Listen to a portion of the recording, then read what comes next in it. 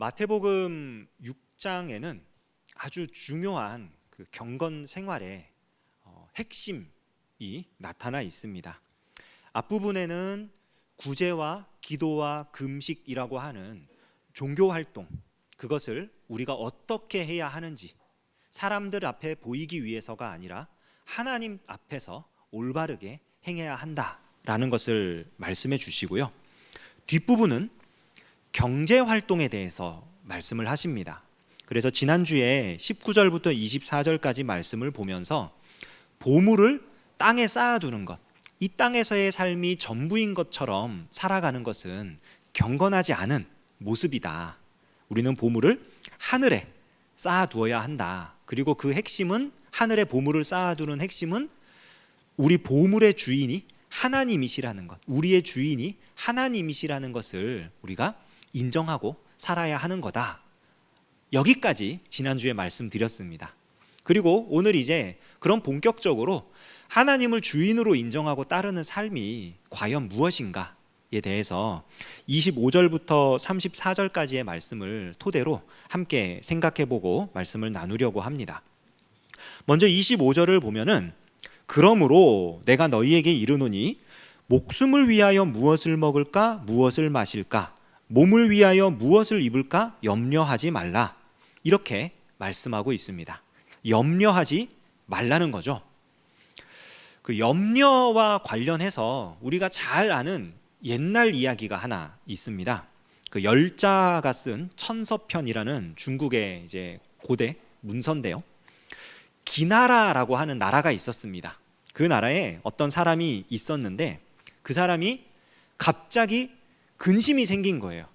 무슨 근심이냐면은 내가 지금 밟고 있는 이 땅이 꺼져버리면 어떡하지? 지금 저 하늘이 갑자기 무너져 버리면 어떡하지?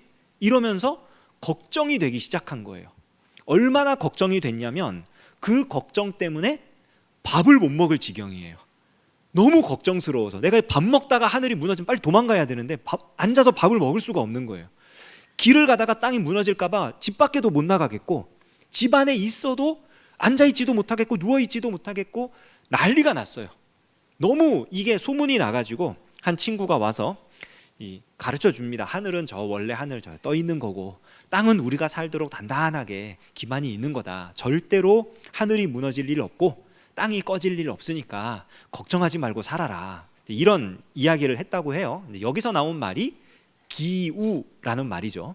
기씨나라의 걱정 해가지고 그런 말인데, 동양 쪽의 이야기라면 서양 쪽에서도요, 어니 젤렌스키라는 사람이 그 모르고 사는 즐거움이라는 책을 썼습니다. 그 책에 이 사람은 이제 무슨 연구 조사를 한 것 같아요. 리서치도 하고 그 다음에 또 추적 조사해가지고 그 이제 그 표를 만든 거죠. 통계 자료를 낸 건데 그 책의 내용에 보면요, 우리가 하는 걱정의 40%는 절대로 현실에서 일어날 수 없는 일이래요.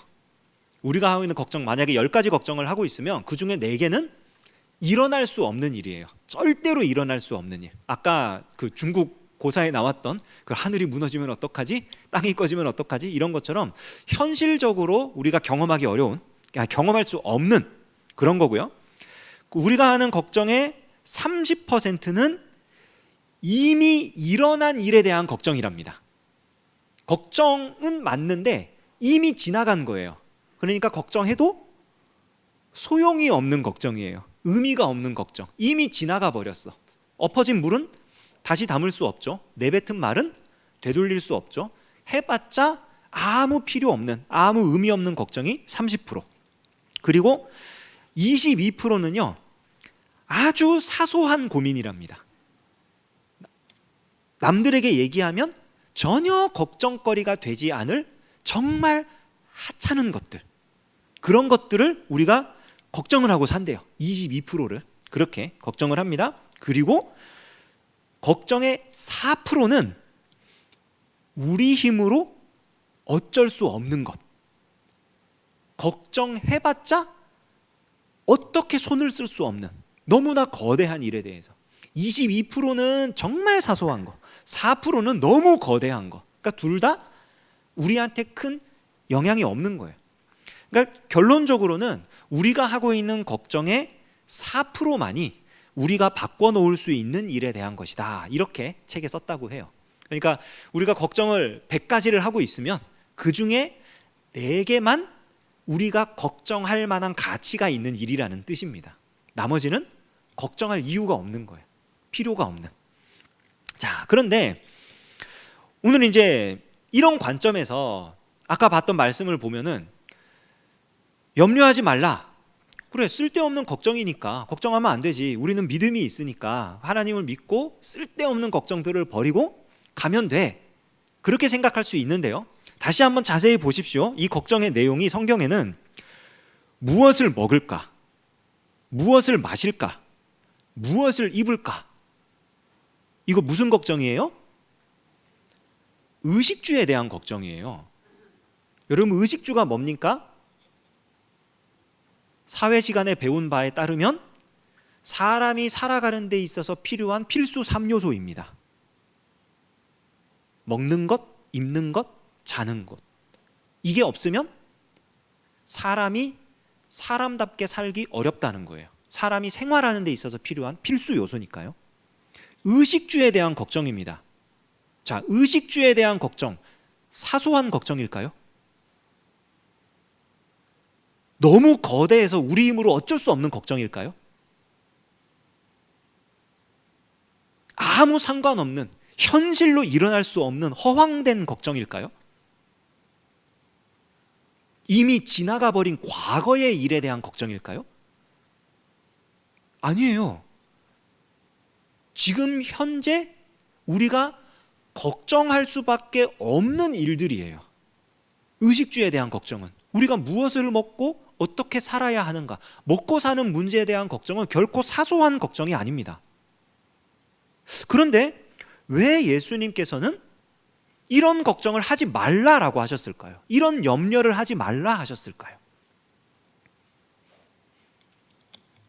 포인트는요, 여기 근심하다, 염려하다 라고 여기 사용된 이 단어 있잖아요.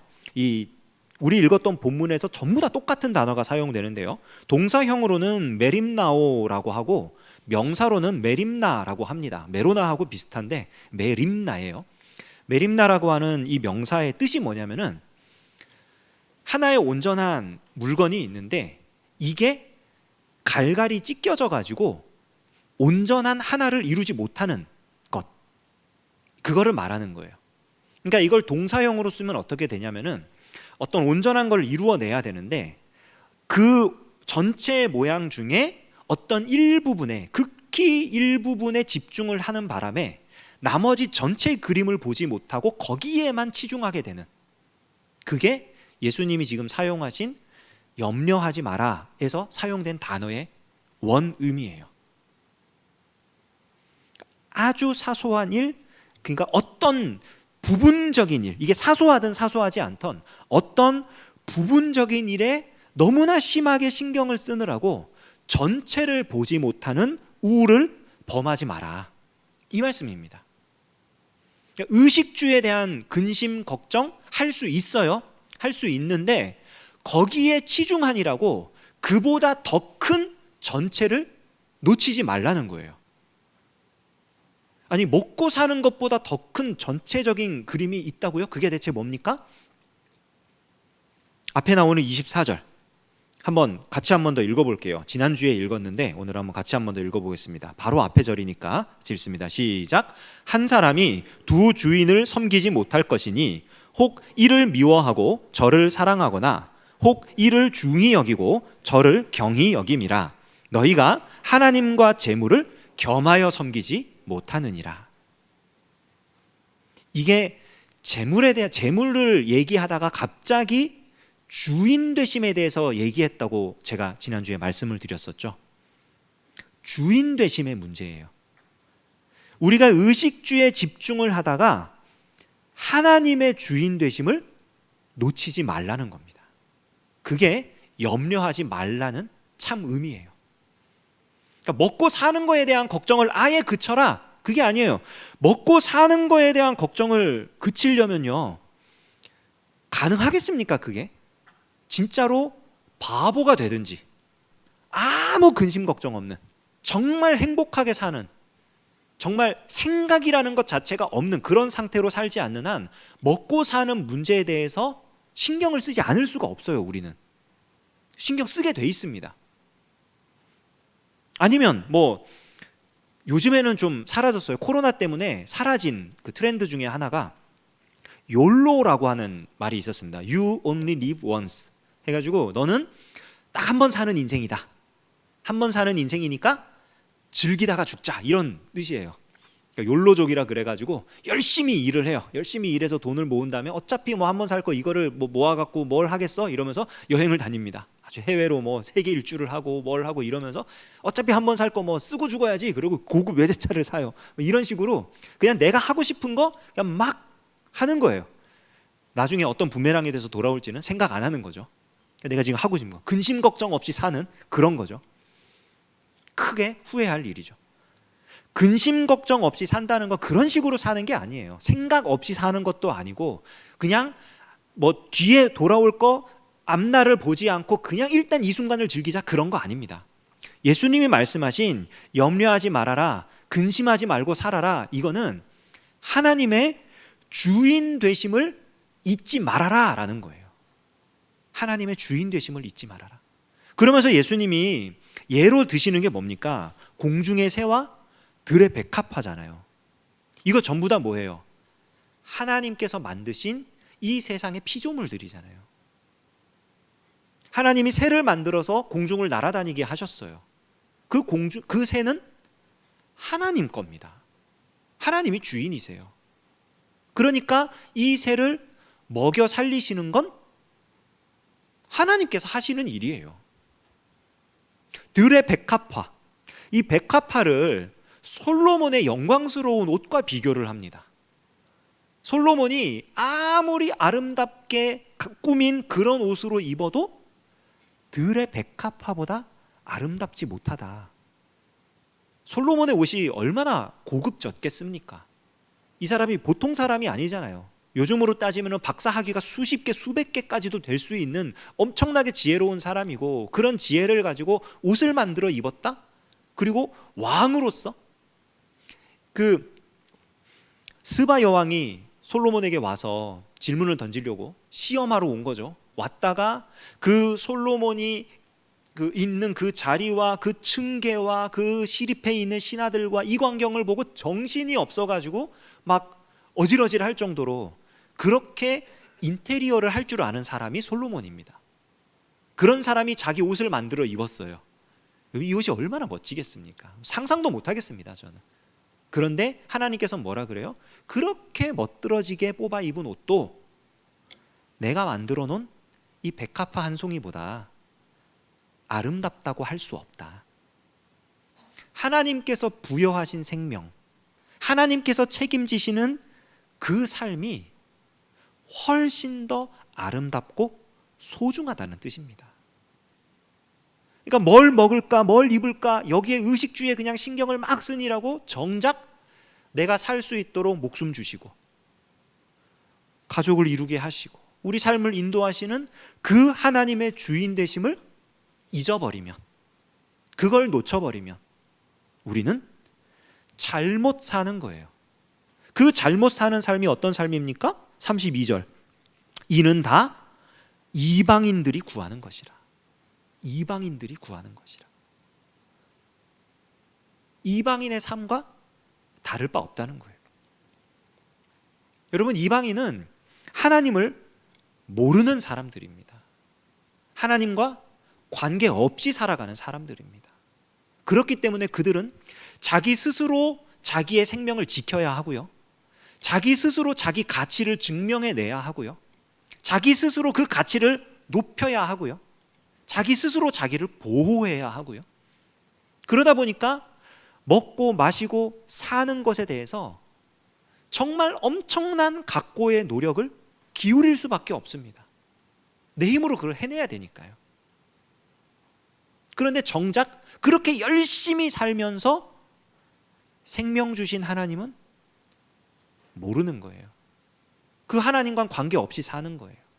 이 세상의 주인이신 하나님과는 아무런 연관성 없이 그 하나님을 떠나서 살고 있는 거예요. 이게 이방인의 삶입니다.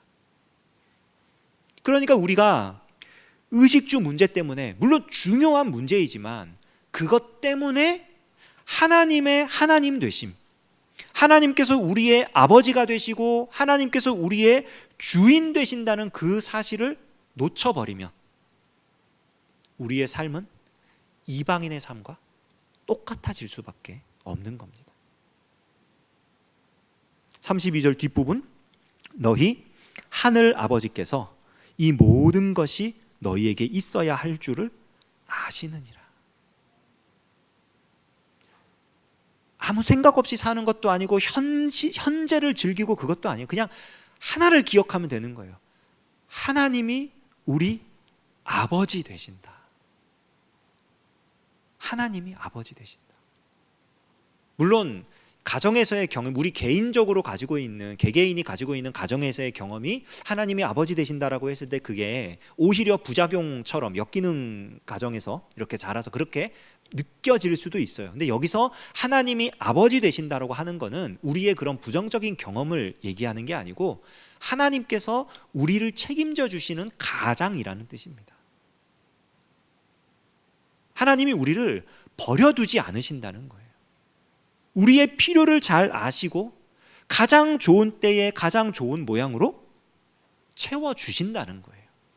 아버지시니까. 제가 어린 시절 중학교 때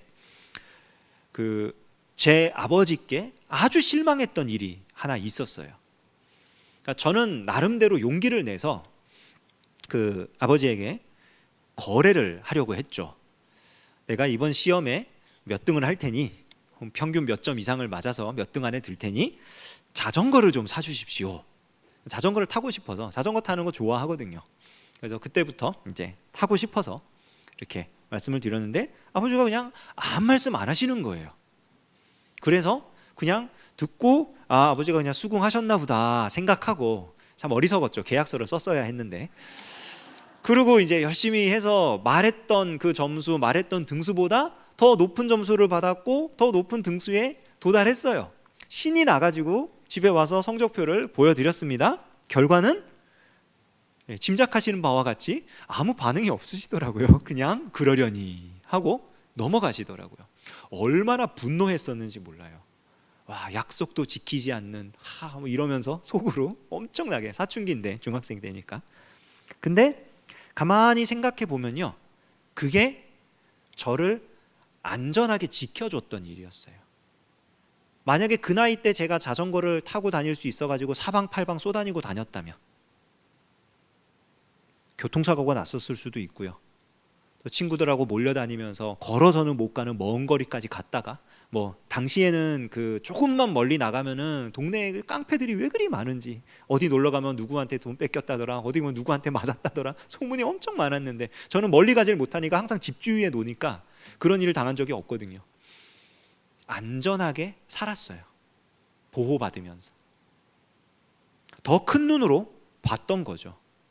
지금 이 친구에게, 이 아들에게 자전거를 사주면 득보다는 실이 많겠구나. 본인이 좀 이렇게 속으로 욕을 먹더라도, 오해를 사더라도 아들을 안전하게 지키는 게 지금 더 필요한 일이다 라고 긍정적으로 생각하려고 노력 중입니다. 실제로 그랬겠죠. 그러셨겠죠. 근데 하나님은 정말 그러신다는 거예요. 아버지도 그러셨겠죠. 설마. 하나님은 정말로 그렇게 가장 좋은 때에 가장 필요한 것을 우리에게 베풀어 주십니다. 그러니까 우리가 해야 될 건 뭐냐? 33절. 그런즉 너희는 먼저 그의 나라와 그의 의를 구하라.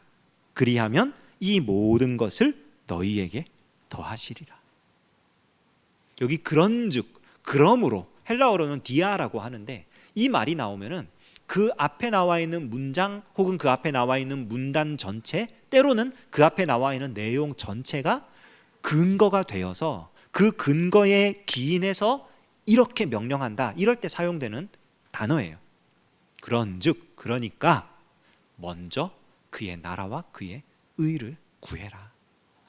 하나님이 아버지 되시고 우리의 모든 필요를 아시고 가장 좋은 때에 가장 좋은 방법으로 역사하시니까, 그러니까 너희가 할 일은 먹고 사는 것에 대한 근심 걱정, 그래서 그것 때문에 마음이 갈라져 가지고 하나님의 주인 되심을 잊어버리는 것이 아니라 하나님의 나라와 하나님의 의를 구해라.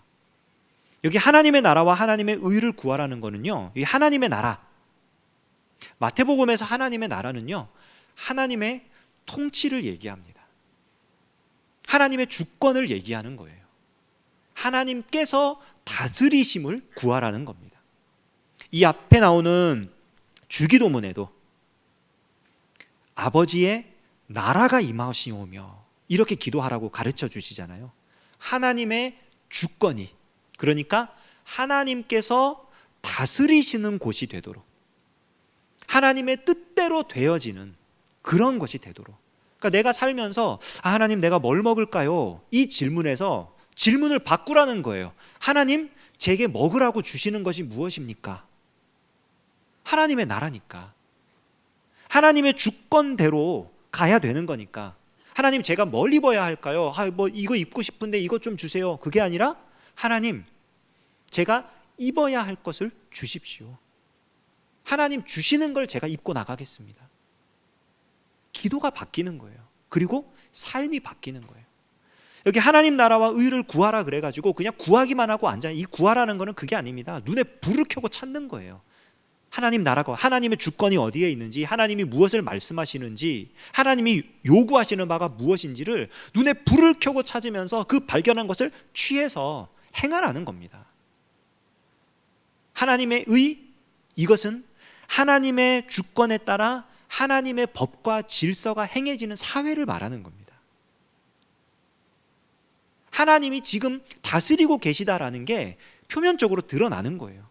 개인적으로 뿐만이 아니라 내가 속한 사회에서, 이 지역사회에서, 우리 가정에서, 우리가 속한 교회에서 일어나는 거예요. 그 일들이 하나님의 주권대로 살아가는 모습이 나타나고 하나님께서 역사하시는 일들이 경험되어지는, 그게 하나님의 의를 구하는 겁니다.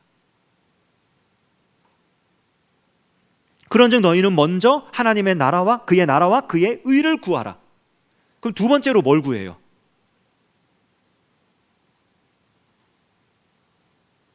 두 번째 이제 의식주 구해야죠 라고 말씀하실 줄 알았는데 너무 잘 따라오고 계십니다. 두 번째는 구할 게 없어요.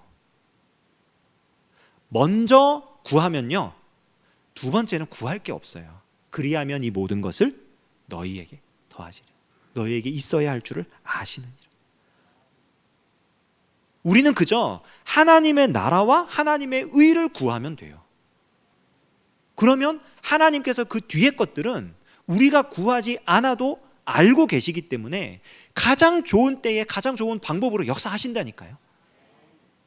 어릴 때, 또 저희 집 얘기를 해서 죄송합니다. 저희 가족이 너무 오픈이 되는데, 저희 원가족이 어릴 때 굉장히 가난하게 살았어요. 안 믿겨지시죠? 저희 아버지가 혼자 서울에 계시고 저희는 그 가족들은 그 경북 영주에서 할머니, 어머니, 형, 저 이렇게 4명이 그렇게 살았어요. 근데 옛날엔 다 어려웠잖아요. 시대가 시대인 만큼 어려웠으니까 그 어머니를 따라서 시장에 가면은 하루 그 가서 장봐 갖고 오는 돈이 아직도 기억나요. 50원, 100원 들고 가셔가지고 거기서 뭐 저기 장봐 갖고 와서 집에서 반찬 해 먹고 그랬었어요. 그럼 이제 따라다니면서 뭐 이거 달라 저거 달라 뭐 사달라고 떼를 많이 쓰잖아요. 그러면 저희 어머니는 뒤도 안 돌아보고 그냥 가세요. 그래서 시장 바닥에 한 2번 정도 앉아서 울었던 것 같아요. 제 기억으로는. 절대 안 울어요. 나중에는요, 따라가는 것까지 좋은데 뭘 사달라고 말도 안 합니다. 어차피 안 줄 거 아니까, 어차피 못 해주는 걸 아니까 말도 안 해요. 나중에는 시장도 안 따라가요. 귀찮은데 왜 가, 그거를 그냥 다녀오세요 그러고 집에 그냥 있어요. 근데요, 희한한 건 뭐냐면 그렇게 별로 부유하지도 않고 가난하다면 가난하게 살았던 그런 집이지만 학용품이 떨어진 적 없고요, 학교 준비물을 사가지 못했던 적 없고요, 뭐 말하지 않아서 먼저 말씀을 드리지 못해가지고 못 사간 적은 있습니다. 급하게 준비를 하느라고 못해가지고 그런 적은 있지만, 뭐 그것이 정말 필요한데 이거 정말 너 못 가져간다, 못 해준다, 이렇게 해서 못 간 적은 없는 것 같아요. 뭐가 필요한지 알고 있으면 부모님이 알고 있으면 채워주는 거예요.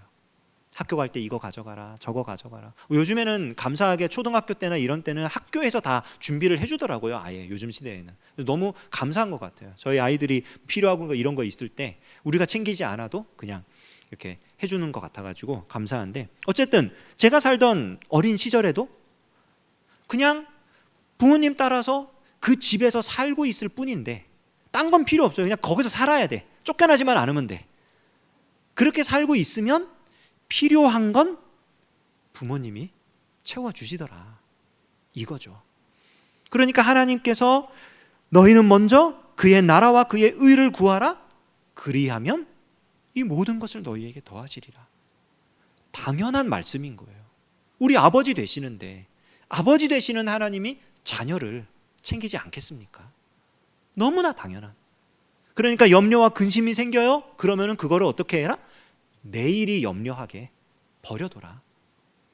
근심 걱정, 우리가 생각하는 그런 생각을 접어버리란 말이 아닙니다. 그거는 내일 일이다. 내일 일은 내일 일이니까 그냥 오늘 하루 살면서 하나님이 채워주시는 삶이 언제나 형통하고 언제나 행복하고 언제나 건강하고 언제나 기쁘고 그러지 않습니다.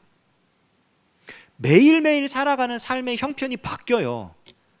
상황과 환경이 나 중심으로 돌아가지 않기 때문에 이 세계가, 이 세상을 살아가는 동안 우리는 내가 견디기 힘든 일을 겪을 때도 있고요, 내가 싫어하는 일도 해야만 할 때가 있어요. 그런 상황에 처할 때가 있습니다. 예수님 뭐라 그러십니까? 한날의 괴로움은 그날로 족하니라. 그래, 괴롭게 사는 날 있다. 괴로울 수 있다. 뭘 먹을까, 뭘 마실까, 뭘 입을까, 이게 염려가 돼가지고 잠깐 하나님의 주인 되심을, 아버지 되심을 까먹는 위기에 처할 수도 있다. 근데 그럴 수 있다는 것만 알고 다시 돌아서라. 내가 챙겨줄게. 오늘은 힘들겠지만, 오늘은 괴롭겠지만, 그러나 정말 필요할 때 내가 제일 좋은 걸로 채워줄게. 걱정하지 마. 예수님이 그렇게 말씀하시는 거예요. 여러분, 이 말씀을 정말 이 말씀대로, 이 가르침대로 살았던 한 사람이 놀라운 시편 하나를 기록한 게 있어요. 우리가 잘 아는 시편 23편 말씀입니다.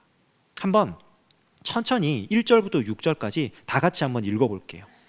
자막이 나올 겁니다. 시작. 여호와는 나의 목자시니 내게 부족함이 없으리로다. 그가 나를 푸른 풀밭에 누이시며 쉴 만한 물가로 인도하시는도다. 내 영혼을 소생시키시고 자기 이름을 위하여 의의 길로 인도하시는도다. 내가 사망의 음침한 골짜기로 다닐지라도 해를 두려워하지 않을 것은 주께서 나와 함께 하심이라. 주의 지팡이와 막대기가 나를 안위하시나이다. 주께서 내 원수의 목전에서 내게 상을 차려주시고 기름을 내 머리에 부으셨으니 내 잔이 넘치나이다. 내 평생에 선하심과 인자하심이 반드시 나를 따르리니 내가 여호와의 집에 영원히 살리로다. 아멘. 하나님이 목자라고 고백을 합니다. 그래서 내 필요를 다 채워주신다고 고백을 해요. 하나님이 나를 푸른 풀밭에 누이시고 쉴 만한 물가로 인도하신다고 합니다.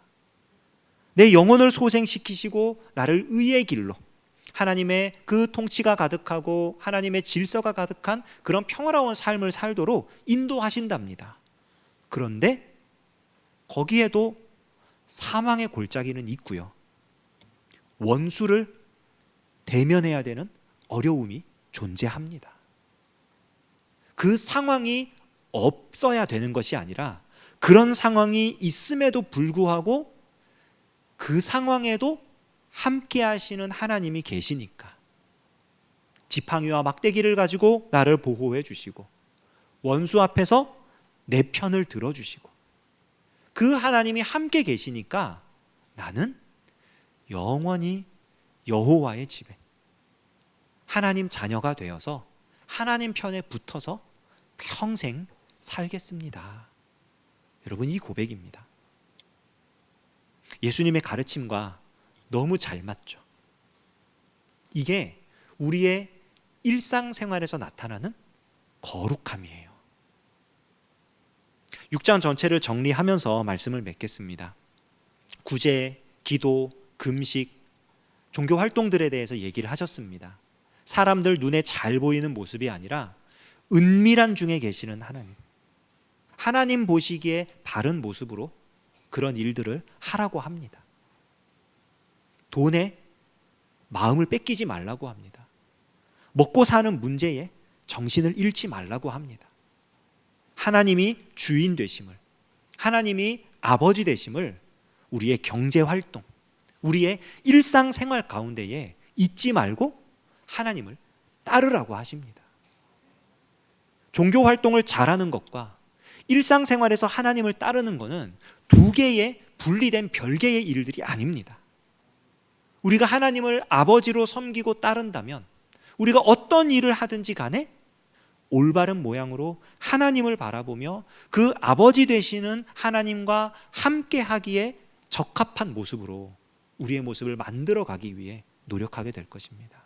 그게 먼저 그의 나라와 그의 의를 구하는 삶입니다. 우리가 이러한 간구와 이러한 삶을 통해 우리 하나님과 동행하며 하나님의 선하심과 인자하심을 우리의 삶 속에서 날마다 경험하는 저와 여러분 되시기를 주님의 이름으로 축원합니다. 기도하겠습니다. 광고 말씀 드릴게요.